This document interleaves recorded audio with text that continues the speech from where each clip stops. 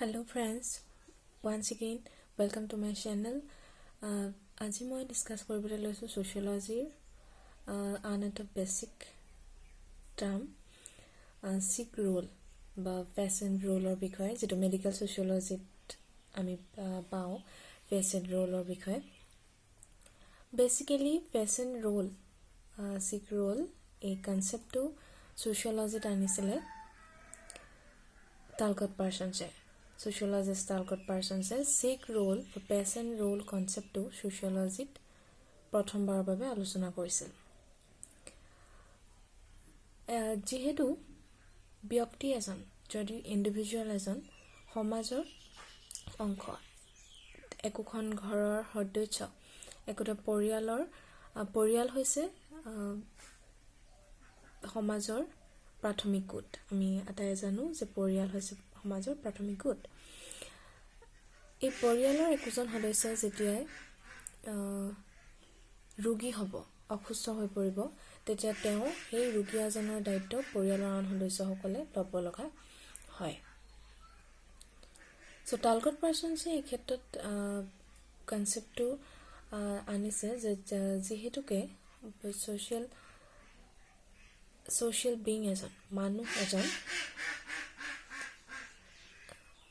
সমাজৰ যেতিয়া অসুস্থ হৈ পৰিব তেতিয়া তেওঁৰ দৈনন্দিন যিখিনি কাম-কাজ সেই কামখিনি কৰাৰ ক্ষেত্ৰত তেওঁ আন ব্যক্তিৰ সহায় ল'ব লগা হ'ব পৰিয়ালৰ আন ব্যক্তিৰ সহায় ল'ব লগা হ'ব পাৰে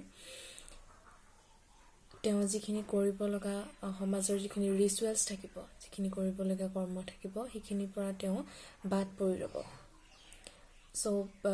যেতিয়া মানুহ এজন অসুস্থ হৈ পৰিব তেওঁৰ পৰা সমাজে যি ধৰণৰ এজন ব্যক্তি হিচাপে সমাজৰ এজন অংশীদাৰ হিচাপে তেওঁৰ পৰা মানুহজনে যি ধৰণৰ লাভ পাব লাগে যি ধৰণৰ উপকাৰ তেওঁ সমাজখনৰ প্ৰতি পাব লাগে তাৰ পৰা মানুহজন সমাজখন বঞ্চিত হৈ ৰব তো পাৰ্সনছে এই ক্ষেত্ৰত তিনিটা ক্যাৰেক্টাৰিষ্টিক্সৰ কথা কৈছে সিক ৰোল বা পেশেন্ট ৰোলৰ থিওৰিটো তিনিটা ক্যাৰেক্টাৰিষ্টিক্সৰ কথা কৈছে প্ৰথমটো হৈছে তেওঁ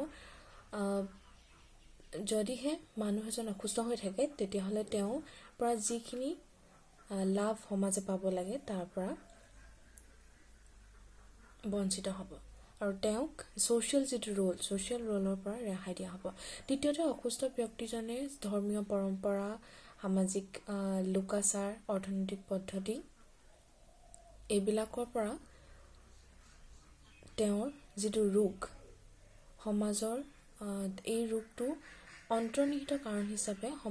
সামাজিক পৰম্পৰা এইবিলাক জড়িত হৈ আছে বুলি ক'ব খোজে নম্বৰ 3 হৈছে যে চিকিৎসকৰ সহায় ল'ব লাগিব চিকিৎসক বিশেষজ্ঞৰ সহায়ত তেওঁ উপযুক্ত পৰামৰ্শ ল'বলৈ চেষ্টা কৰিব যিহেতু ৰোগটো সুস্থ কৰিব পাৰে তাৰ পাছতে আহিলে চিকিৎসকৰ পৰামৰ্শ মতে ৰোগীজনে ঔষধ সেৱন কৰিব তেওঁৰ নিজৰ স্বাস্থ্যৰ যতন ল'ব পৰিষ্কাৰ পৰিচ্ছন্নতা বিশ্ৰাম আদি নীতি নিয়ম পালন কৰে পাৰ্সনছৰ এই চিন্তাধাৰাত পাৰ্সনছে ক'ব খোজে যে থিওৰিটোৰ মতে যেহেতু অসুস্থ ব্যক্তিজনৰ পৰা সমাজে যিখিনি লাভ পাব লাগে এইখিনি পৰা সমাজখন বঞ্চিত হ'ব গতিকে তেওঁৰ মানুহজন সেই ব্যক্তিজনক পুনৰ সুস্থ অৱস্থালৈ ঘূৰাই অনাটো